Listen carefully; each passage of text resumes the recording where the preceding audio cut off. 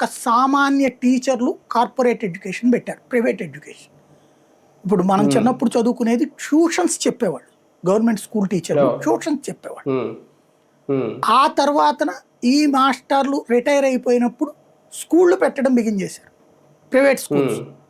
ఈ స్కూల్స్ ఏంటంటే ట్యూటోరియల్స్ గానే రిజిస్టర్ అవుతాయి, కానీ స్కూల్స్ లాగానే నడుపుతారు. నడిపి అడ్మిషన్ ఇదే మన పరీక్షలు ఎట్లా రాయిస్తారు, ప్రైవేట్ స్టూడెంట్గా రాయిస్తారు.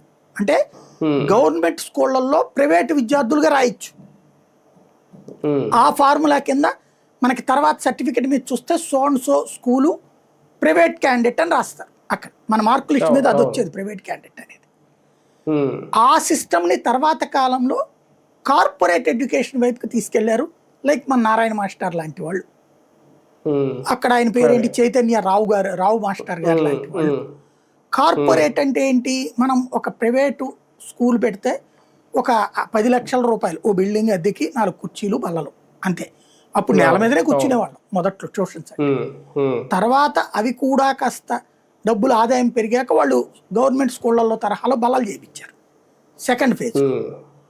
తర్వాత కార్పొరేట్ ఎడ్యుకేషన్ వస్తే గవర్నమెంట్ స్కూల్స్ని తలదన్నేటటువంటి సదుపాయాలు, ఏసీ రూముల ఏది బస్సులు, స్కూల్ బస్సులు, ఇవన్నీ గవర్నమెంట్ స్కూల్స్ ఉండవు కదా. ఒక లుక్ ప్లస్ బుక్స్కి సపరేటు యూనిఫాము ఓ సిస్టమ్ తీసుకొచ్చారు. ఇది మనకి అంతకు ముందు ఉన్నటువంటి మిషనరీ ఎడ్యుకేషన్కి కాంపిటీషన్గా కనిపించింది. మిషనరీ